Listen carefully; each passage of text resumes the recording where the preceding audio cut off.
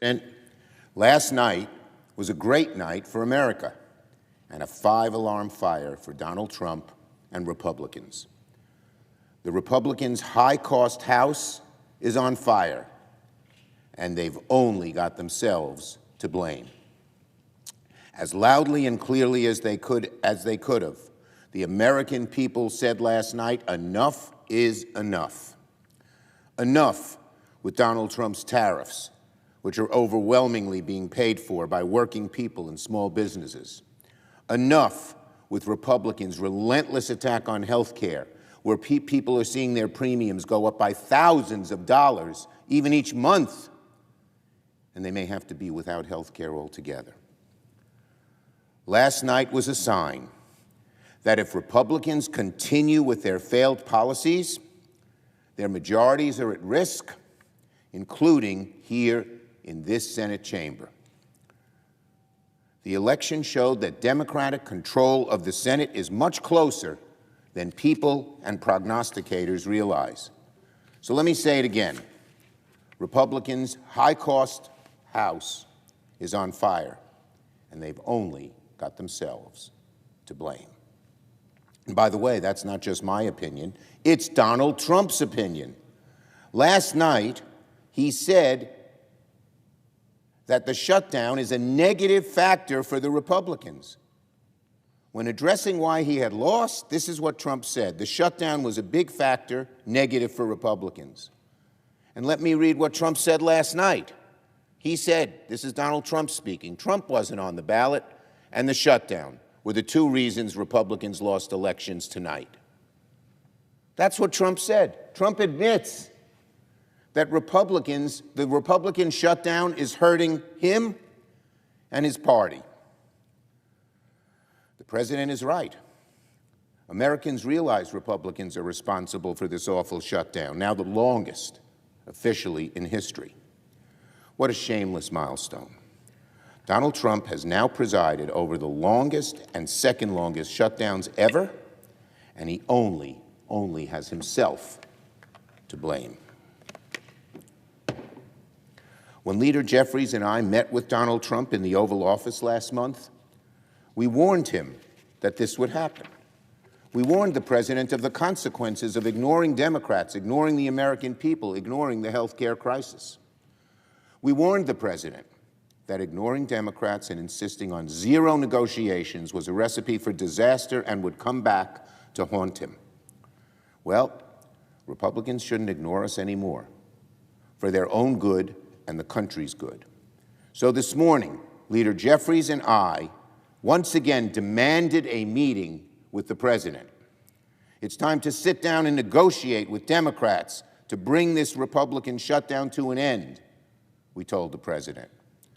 We've been asking for a meeting for weeks and even months.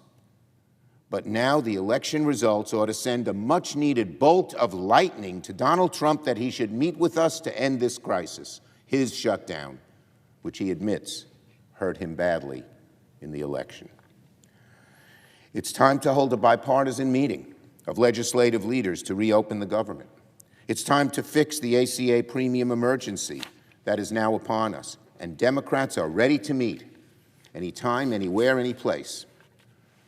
Donald Trump ignores us at his own political peril, because the takeaway from last night was simply unmistakable. Democrats swept in states last night across the country, red and blue alike. Democrats won overwhelmingly by more than anyone ever thought in New Jersey and Virginia. Democrats won in Mississippi and won in New York, in Pennsylvania, and in Georgia. Democrats won in statewide races, but it went deeper than that. We won in lots of local races, too. Mayoral races, state Supreme Court races, ballot measures, and even historic swings in the Georgia Public Service Commission, where 2 Democrats were elected, statewide, I believe. Why did Democrats do so well? Because Americans are fed up with Republicans shooting their costs through the roof, particularly on health care, on tariffs, on their electric bills. And Americans saw that Democrats are the ones fighting for them, fighting for lower health care costs, fighting for working families. And while all this is happening, what is Donald Trump doing? Depriving hungry Americans of their SNAP benefits? Telling children, hungry children, we're going to cut off your food and use you as a pawn in this shutdown which the Republicans have caused? Telling the elderly who depend on that SNAP money to adequately feed themselves, the heck with you? Telling a veteran who has PTSD or a worker who is unemployed that we're not going to give you food? How callous, how cruel, how mean, how vindictive, and how calculatingly wrong.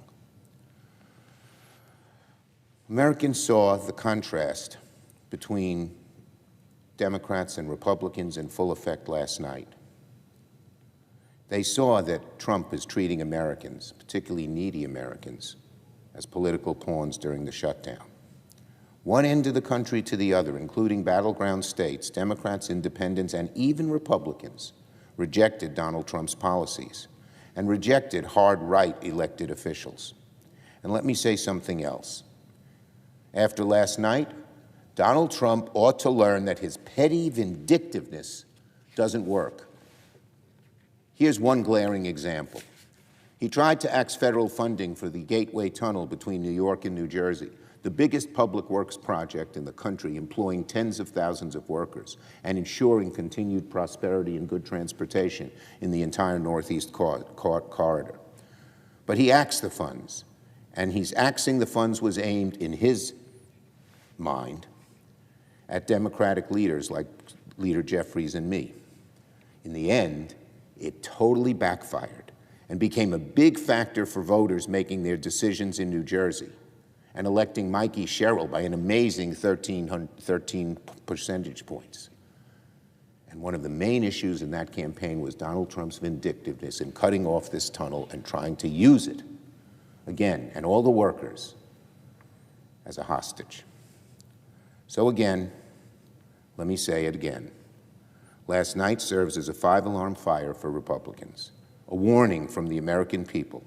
They're tired of Donald Trump raising people's costs, raising health care costs, ignoring the needs of working people. The right way forward for Republicans and for all of America is to negotiate with Democrats to reopen the government and extend the ACA premium tax credits. The American people have spoken. Enough is enough.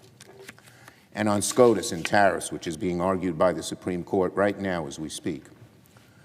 After an overwhelming rejection of the Trump Republican agenda at the polls, this morning, Donald Trump's lawyers are at the Supreme Court trying to argue his global tariffs are legal. They are illegal. They're arguing they're legal. It's hard to imagine a worse morning after for Donald Trump and Republicans than to have to go to the Supreme Court and defend these tariffs, which are dramatically raising Americans' costs. And that's why Republicans were so shellacked last night.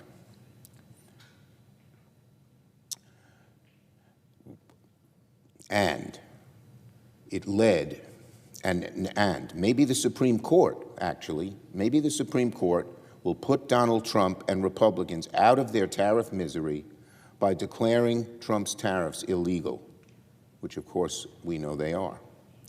Because Donald Trump's tariffs have been one of the biggest tax hikes on American families in recent memory.